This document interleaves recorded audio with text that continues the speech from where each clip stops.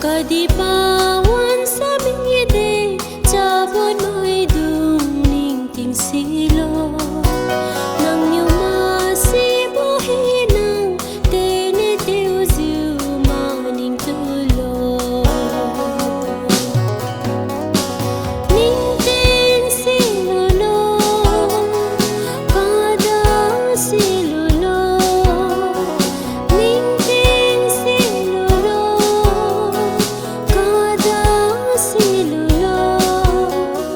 Jabon tiw bo ringting Swang widang bohaye Kadi pawan sa mide Ningting si zilulo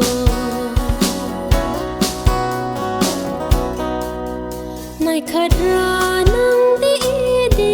tampaw tampi wag mi shune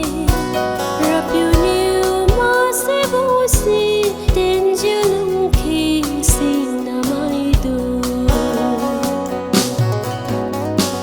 Ningting silulo kada silulo Ningting silulo kada silulo Jabon tiw bo ringting Swang widang bohaye Kadi pawan sa mide Ringting si zilulo